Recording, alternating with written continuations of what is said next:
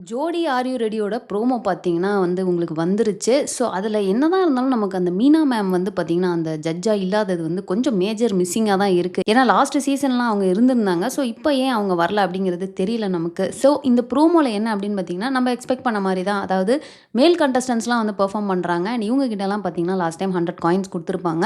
So, அத வச்சு இவங்க மேல் கண்டஸ்டன்ட்ஸ வந்து சூஸ் பண்ணி எடுக்கணும். அண்ட் அங்க வந்த கண்டஸ்டன்ட்ஸ் அதாவது மேல் கண்டஸ்டன்ட்ஸ் எல்லாமே பார்த்தீங்கன்னா, யாருமே ஃப்ளோர்ல ஆடல. எல்லாம் ஏர்ல தான் பறந்துட்டு இருக்கிறாங்க. Back to back to back பார்த்தீங்கன்னா, செம்ம ஃபிளிப்ஸு பயங்கரமான ஸ்டண்ட்ஸா தான் வந்து இருக்குது. ஸோ, அதிலேயே தெரிஞ்சிச்சு இவங்கலாம் வந்து எப்படி பயங்கரமான ஒரு டான்சர்ஸா இருக்க போறாங்க அப்படின்ட்டு.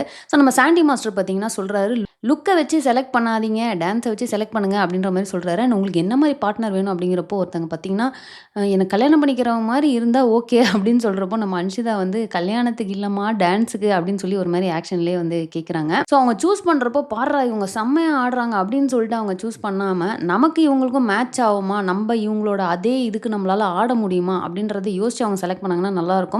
ஏன்னா போன சீசன்லேயே பார்த்தீங்கன்னா, நெறைய பேரு பார்ட்னர்ஸ் அதாவது ஒருத்தங்க செமத்தியா பெர்ஃபார்ம் பண்ணுவாங்க. இன்னொருத்தங்க வந்து கொஞ்சம் கம்மியா பெர்ஃபார்ம் பண்ணுவாங்க அப்படின்றப்போ, இவங்களும் அவங்களுக்காக கம்மி பண்ற மாரி இருக்கும். ஸோ இந்த மாரி நெறைய சிச்சுவேஷன்ஸ் ஆக்வர்டான சிச்சுவேஷன்ஸ்லாம் வந்து லேட்டர் ஆன் வரதுக்கு நெறைய சான்சஸ் இருக்கு.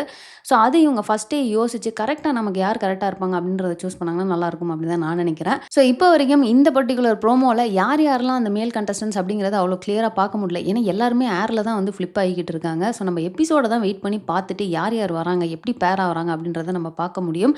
அண்ட் இந்த ஸ்க்ரீன்லேயே பார்த்தா தெரியுது நெறைய பேர் வந்து ஹார்ட் இருக்கு. ஐ திங்க் அவங்க எல்லாமே வந்து ஆல்ரெடி சூஸ் பண்ணிட்டாங்க.